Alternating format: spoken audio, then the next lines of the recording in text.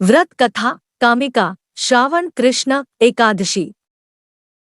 कुंती पुत्र धर्मराज युधिष्ठिर कहने लगे कि हे भगवन, आषाढ़ शुक्ल देवशयनी एकादशी तथा चातुर्मास्य महात्म्य मैंने भली प्रकार से सुना। अब कृपा करके श्रावण कृष्ण एकादशी का क्या नाम है सो बताइए। श्री कृष्ण भगवान कहने लगे कि हे युधिष्ठिर, इस एकादशी की कथा एक समय स्वयं ब्रह्मा जी ने देवर्षि नारद से कही थी, वही मैं तुमसे कहता हूँ। नारद जी ने ब्रह्मा जी से पूछा था कि हे पितामह, श्रावण मास के कृष्ण पक्ष की एकादशी की कथा सुनने की मेरी इच्छा है, उसका क्या नाम है, क्या विधि है और उसका महात्म्य क्या है, सो कृपा करके कहिए। नारद जी के ये वचन सुनकर ब्रह्मा जी ने कहा, हे नारद, लोकों के हित के लिए तुमने बहुत सुंदर प्रश्न किया है। श्रावण मास की कृष्ण एकादशी का नाम कामिका है। उसके सुनने मात्र से वाजपेय यज्ञ का फल मिलता है। इस दिन शंख चक्र गदाधारी विष्णु भगवान का पूजन होता है, जिनके नाम श्रीधर, हरि, विष्णु, माधव, मधुसूदन है। उनकी पूजा करने से जो फल मिलता है सो सुनो।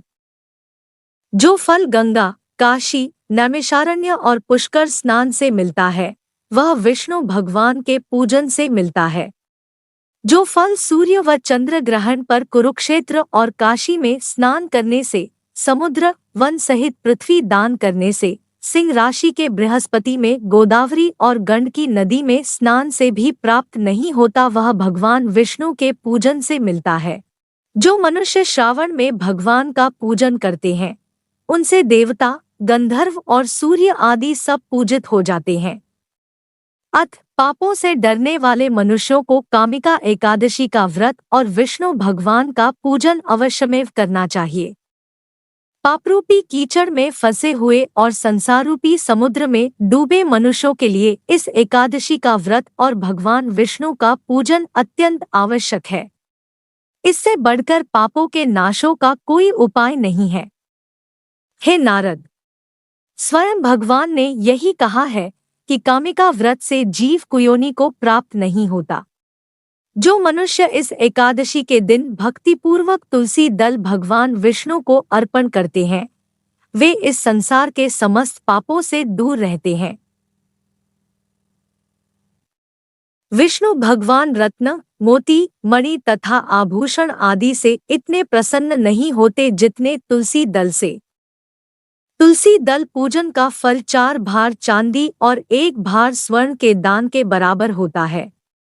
हे नारद, मैं स्वयं भगवान की अतिप्रिय तुलसी को सदैव नमस्कार करता हूँ। तुलसी के पौधे को सींचने से मनुष्य की सब यातनाएं नष्ट हो जाती है। दर्शन मात्र से सब पाप नष्ट हो जाते हैं और स्पर्श से मनुष्य पवित्र हो जाता है।